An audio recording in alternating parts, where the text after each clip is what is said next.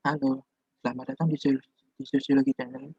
Dengan saya Bima Prastio akan menerangkan tentang revolusi industri 4.0 dalam teori revolusi harapan Eric Fromm.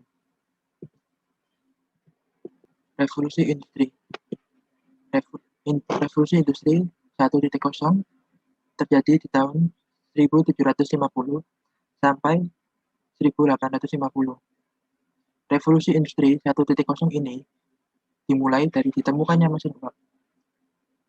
Negara Inggris disebut-sebut sebagai tempat di mana revolusi industri 1.0 ini terjadi, yang ditandai dengan digunakannya mesin tenun mekanis bertenaga uap pertama. Mesin tersebut digunakan untuk meningkatkan produktivitas industri tekstil yang dahulunya masih ditangani oleh manusia.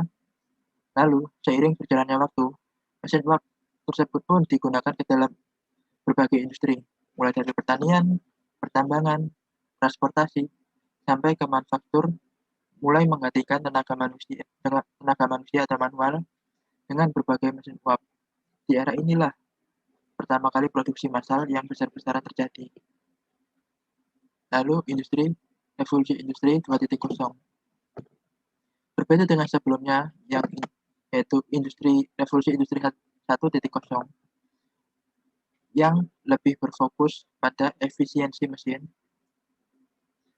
Sedangkan revolusi industri 2.0 ini lebih terfokus pada proses produksi itu sendiri, seperti pada masalah logistik. Salah satu contoh kasusnya yaitu pada proses pembuatan mobil yang tidak dapat dilakukan di tempat lain karena biaya transportasi dari satu tempat ke tempat lain yang sangat mahal. Masalah itu kemudian dapat diselesaikan dengan ditemukannya konsep lini produksi atau assembly line yang memanfaatkan conveyor belt pada tahun 1913. Berkat inilah, maka proses perakitan mobil dapat diselesaikan lebih efisiensi, sebab prosesnya tidak harus melibatkan satu orang pada tempat yang sama. Prinsip ini lalu berkembang menjadi spesialisasi, di mana satu orang hanya dapat atau hanya menangani satu proses perakitan. Selanjutnya, industri 3.0. Pada industri 3.0 ini, peran manusia di dalam industri pun mulai dikurangi dan kemudian digantikan dengan mesin-mesin berteknologi khusus yang dapat memprediksi dan membuat keputusan sendiri. Penggunaan komputer mulai menggantikan hal-hal yang dulunya dilakukan oleh manusia. Era revolusi industri 3.0 ini juga sering disebut sebagai ancaman dari berbagai profesi, sebab dikhawatirkan profesi tersebut akan segera tergantikan oleh mesin sepenuhnya. Dalam dunia manufaktur, revolusi industri 3.0 ini bisa dibilang merupakan revolusi yang sangat penting, mengingat manufaktur menuntut ketelitian dan ketepatan tertinggi, di mana dua hal tersebut sangatlah sulit dilakukan oleh manusia. Penggunaan teknologi pun menjadi salah satu solusi yang tepat, sehingga produksi jumlah besar dapat dilakukan secara otomatis dengan kecepatan tinggi, namun dengan kualitas yang sama antara produk satu dengan produk lainnya. Industri 4.0. Revolusi industri 4.0 ini terfokus pada perkembangan dunia digital dan internet atau Internet of Things. Berbagai inovasi seperti robot yang terhubung ke internet, AI, cloud computing, dan sebagainya berkembang pesat di era ini. Teknologi baru yang belum pernah ada sebelumnya seperti ojek online, tarik tunai lewat smartphone, sampai warung digital pun bermunculan pada era revolusi ini. Lalu, dampak revolusi industri 4.0 bagi masyarakat. Menurut kuesioner yang telah disebar, 22,86% responden merasakan dampak negatif dari adanya revolusi industri 4.0. Responden tersebut merasakan bahwa dengan adanya revolusi industri ini, peran manusia akan tergantikan oleh mesin dan membuat manusia menjadi malas, dan juga banyak tenaga kerja yang dikeluarkan dari pekerjaannya atau lapangan pekerjaan semakin berkurang.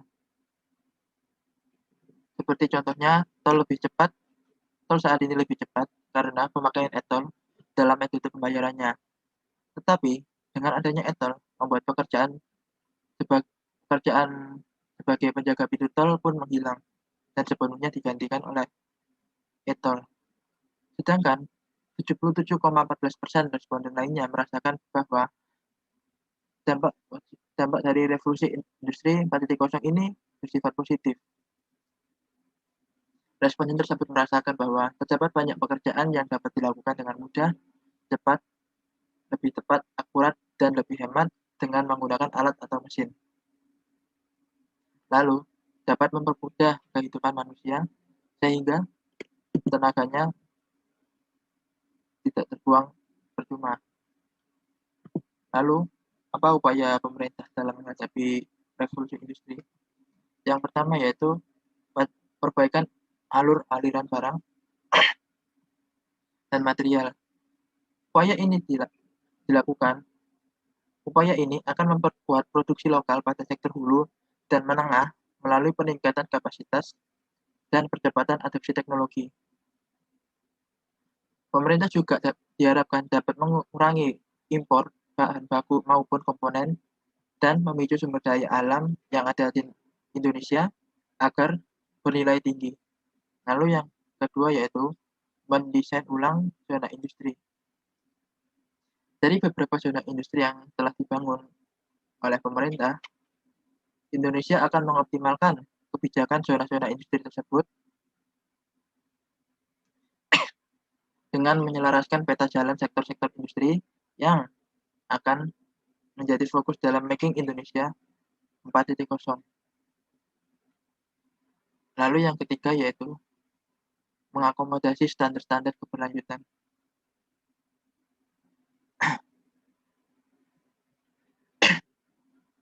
Indonesia melihat tantangan keberlanjutan sebagai peluang untuk membangun kemampuan industri nasional seperti yang berbasis teknologi bersih, tenaga listrik, biokimia, dan energi terbarukan. Yang keempat yaitu memberdayakan usaha mikro, kecil, dan menengah atau UMKM. Kita sendiri tahu bahwa hampir 70% pelaku usaha di Indonesia berada pada sektor UMKM. Pemerintah berkomitmen untuk mendukung pelaku usaha UMKM dengan membangun platform e-commerce yang juga bisa dimanfaatkan oleh petani dan pengrajin.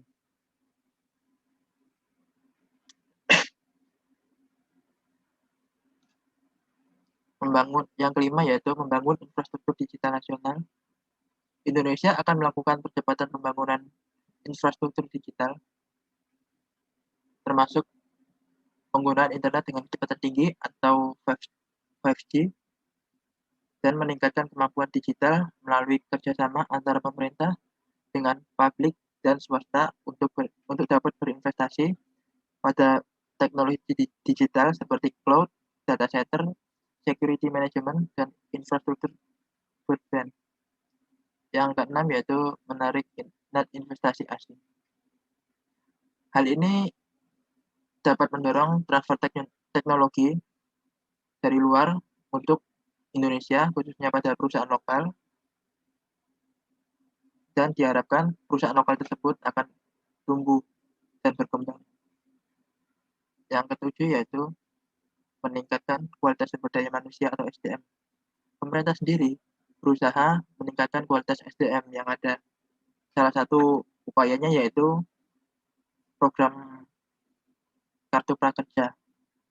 Program Kartu Prakerja tersebut nanti diharapkan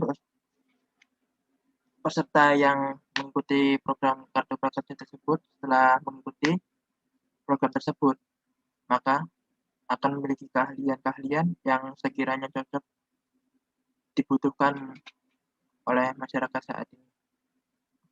Yang kedelapan yaitu pembangunan ekosistem inovasi. Pemerintah akan mengembangkan cetak biru Pusat Inovasi Nasional, mempersiapkan percontohan pusat inovasi, dan mengoptimalkan regulasi terkait, termasuk diantaranya yaitu perlindungan hak atas kekayaan intelektual dan intensif fiskal untuk mempercepat kolaborasi lintas sektor di antara pelaku usaha swasta atau BUMN dengan universitas. Yang kesembilan yaitu intensif untuk investasi teknologi. Pemerintah akan mendesain ulang rencana intensif adopsi teknologi seperti subsidi, potongan pajak perusahaan, dan pengecualian biaya pajak impor bagi perusahaan yang berkomitmen untuk menerapkan teknologi industri 4.0.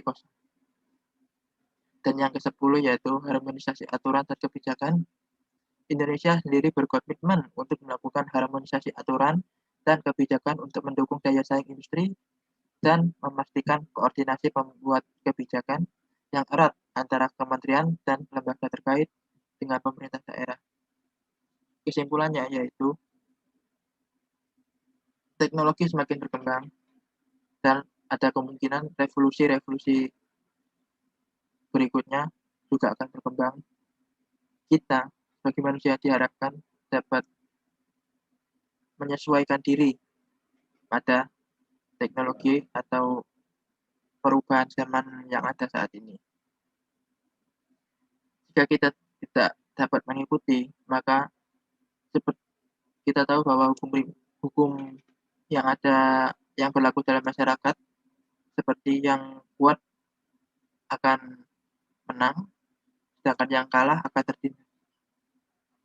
Kita tentunya mau untuk menjadi kuat, yaitu dengan cara terus melakukan inovasi dan selalu mengikuti perkembangan zaman. Sekian dari saya. Apabila ada kata yang sekiranya kurang mengenakan atau kurang pas atau menyinggung, mohon dimaafkan. Sekian dan terima kasih.